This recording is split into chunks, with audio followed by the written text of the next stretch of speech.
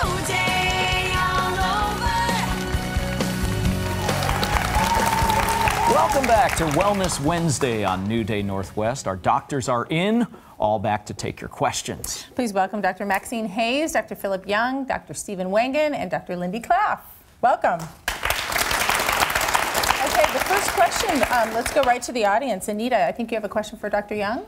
Yeah, how long does the procedure last that you do? The Young Vitalizer? Young Vitalizer, yeah. Yeah, essentially what I tell people in terms of how long it lasts is I try to compare twins. Like if you had a twin and you had something done, I think you'll always look better than that twin like 10 years later.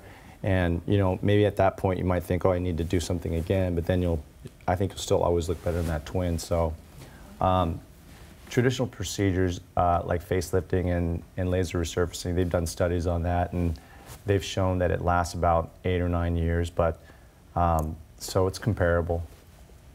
Thank you. And also into the audience, Helen for Dr. Klaff.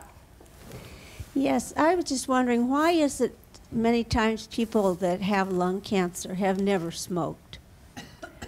Well, I think that's a great question, Helen. So smoking is clearly the #1 risk factor for for lung cancer.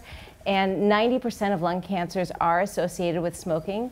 But certainly there are many non-smokers who do develop lung cancer, unfortunately. And part of it could be your genetic predisposition.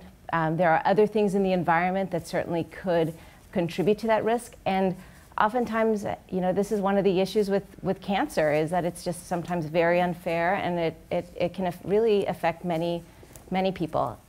The only thing we can do is try to prevent it by not smoking and living healthy lifestyles, and then trying to catch it early in people who are at high risk. Dr. Klaff, is lung cancer genetic? Well, that's a good question. Certainly we know that people who have a first-degree relative, so somebody who in their family who has lung cancer, certainly they are considered to be at higher risk for developing lung cancer. There's still so much we don't know about the genetics behind many of these diseases, but certainly that does play a role in somebody's risk. And Dr. Wangen, we have a question from Facebook. This is from Fran. My doctor thinks I might have IBS. I'm 69 years old and I've never had any symptoms until about 6 months ago. The bouts are preceded with feelings of extreme anxiety and painful cramping, usually early in the morning. Sometimes these spells can last several hours. Any ideas?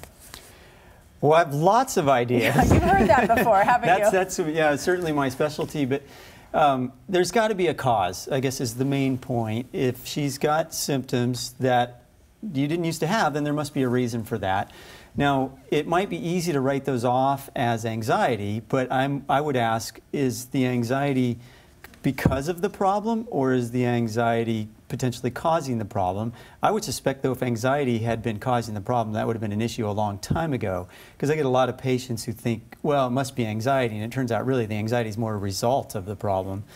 So there's got to be a reason, and whether or not it even gets labeled as IBS isn't my biggest concern, because that's just a label that says, hey, you've got an irritated bowel. It doesn't tell you why you've got an irritated bowel. I would want to work to find out, though, if we could solve that problem, because there must be an answer for her. And something else I was wondering about, does insurance usually cover IBS treatment? It often does, and it's so hard to predict nowadays, especially because insurance plans are also very different. But we have had a lot of patients who have been happy with their insurance company, or insurance coverage, excuse me. And even patients who haven't had coverage have been so happy with the results that it's something that benefited them the rest of their life anyway. It was worth it for them. All right. Dr. Hayes, I have a question for you. You might be able to solve an argument that's been breaking out around the office from time to time. How much flossing is the right amount of flossing? Well, at least once a day, at least once a day. And of course, every time you brush, it would be good to do it, because here again, would you take a shower and not wash under your arms? Well, do we have to answer that? Well, because brushing the teeth and flossing is sort of like that. And you said even up to 3 or 4 times a day flossing. If you I could really annoy my coworkers. Yeah, is it possible to floss too much? Floss too much, you can't. but at least once a day, and really, twice a day if you're brushing, you should floss. And how do you talk to your, because you mentioned that talking to your primary physician about oral health is important. How do you do that? Well, how do you bring that up? Well, you know, a good example. Just open your mouth? No. Here, doc. Look. No, you know, oral health is a part of overall health. And we mentioned earlier in the segment how chronic diseases definitely go hand in hand. Right. And if you're a diabetic and you're going in for your exam, it's a very good question to say, well, how do my teeth look? Because, you know, small infections can really get your diabetes out of whack. Yeah. And we don't usually have our dentist and our doctor, they don't talk to each other, but maybe it's time that they did. Well, it's time that we recognize, dentists and physicians, that we have one body and we're trying to be fit and healthy.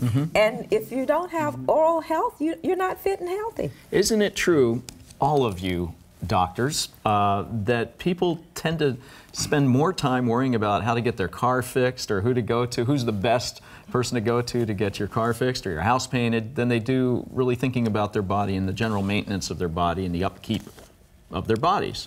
I think so, Jim. You know, I think that people even are willing to spend more effort on their pets oftentimes than they are on themselves. You know, Wow.